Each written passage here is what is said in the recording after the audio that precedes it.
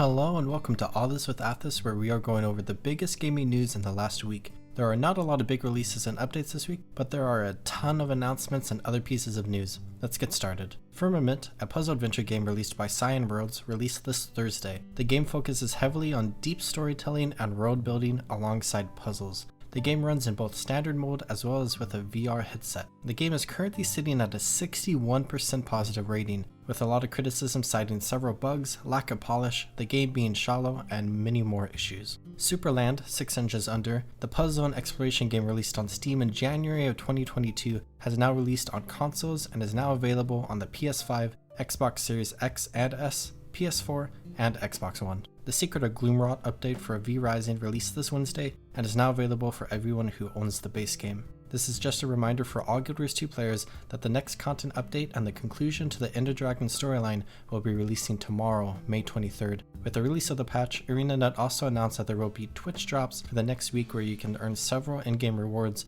including an Ender Dragons t-shirt as well as a bag slot expansion. Kingsblood, an indie game and the first game from Icy Forged, was announced to be releasing June 21st. This is a unique take on the auto chess genre, but as a single-player RPG with a fully voiced campaign.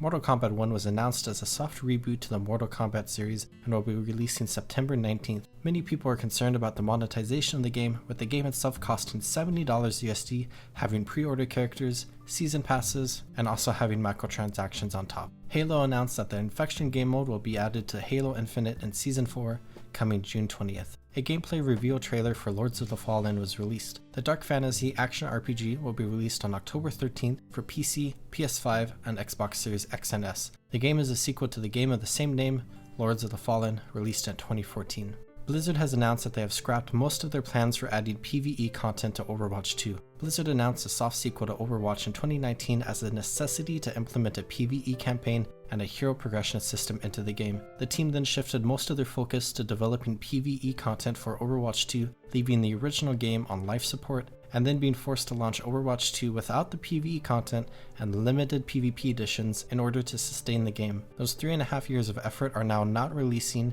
and instead we will see occasional short PvE missions introduced in the future, and no longer a full campaign and hero progression system. If you want to learn more about this, I made a longer video earlier this week, link down in the description. Blizzard also announced that Blizzcon would be returning this November to Anaheim. The last Blizzcon hosted was in February of 2021. Early speculation of what might be showcased at Blizzcon is a new World of Warcraft expansion, a new classic World of Warcraft update, a post-launch update for Diablo 4, and whatever Blizzard is deciding to throw together for Overwatch 2. The EA Publisher sale is currently live on Steam and goes until May 28th. The Metro series is also on sale on Steam, with Metro Last Light Complete Edition being free to keep forever as long as you add it to your account before May 25th at 10 AM Pacific Time. The once popular Minecraft minigame server, Mineplex, completely shut down this Tuesday after 10 years of being live. A Five Nights at Freddy's movie was announced to be coming to theaters and on Peacock on October 27th. With the news surrounding the new MMO in the Lord of the Rings universe developed by Amazon Games, the Lord of the Rings Online team announced that they will continue supporting and growing the Lord of the Rings Online game and community in the future. Epic Games has announced a new reward system for the Epic Games Store that sees a 5% back in reward system for select games that you can save and spend on future purchases on the store. The rewards balance will be combined with other discounts for games, but any balance does expire after 25 months after the date you receive them. The final major for Counter-Strike Global Offensive wrapped up this week with the playoffs in Paris, with Team Vitality bringing home the 4th major victory for Magisk, 5th major victory for Dupree and Zonic, the 2nd major victory for Apex, and the 1st major victory for Sphinx and Zywoo. The League of Legends Midseason Invitational also wrapped up this week, with JD Gaming winning the tournament.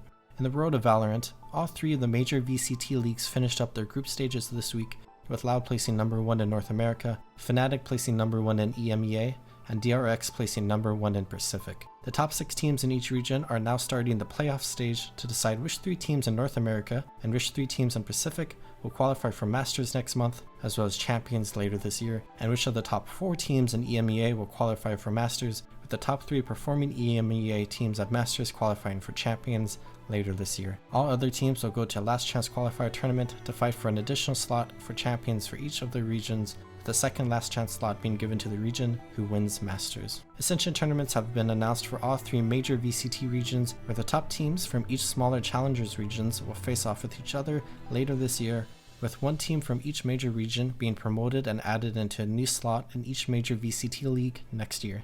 As far as my channel goes, I posted a relatively short update about the direction of my channel this week, link down in the description. This has been the last week in gaming. I hope this video was informative for you. See you next week.